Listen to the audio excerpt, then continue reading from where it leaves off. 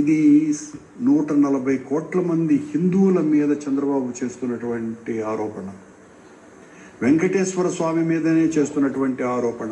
నువ్వు చెప్తూ ఉంటావు స్వామి అన్ని చూస్తూ ఉంటాడు అని.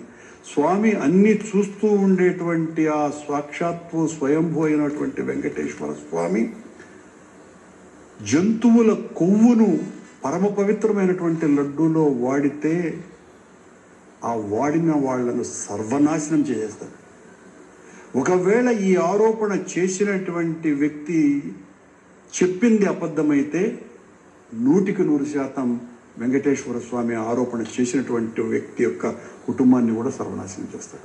చంద్రబాబు నిన్న ఏ ఆరోపణ అయితే చేశాడో జంతువుల కొవ్వు ఉపయోగిస్తున్నాను అని, అంత సాహసం చేయగలిగేటువంటి నివేదిక ఇవ్వగలిగినటువంటి వాడు స్వామి పట్ల భక్తి ఏమాత్రము లేనటువంటి నాన్ హిందూ అయితేనే ఇవ్వగలడు. దీనికి విచారణ అధికారి ఈ విజిలెన్స్ కమిటీకి కరీముల్లా షరీఫ్ అనేటువంటి ఒక ముస్లిం.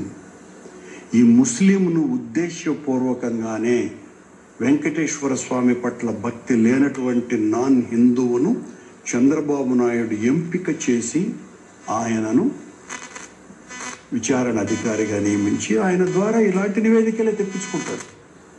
దానికి కారణం చంద్రబాబు తన రాజకీయ పబ్బం కడుపుకోవటం కోసమని ఎంత నీచానికైనా దిగజారతాడు అని ఏదో కొత్తగా నేను చెప్పేటువంటి ఆరోపణ కాదు. గతమంతా కూడా ఆయన రక్తసిక్తమైనటువంటి అమానుష చరిత్ర అంతా కూడా అదే.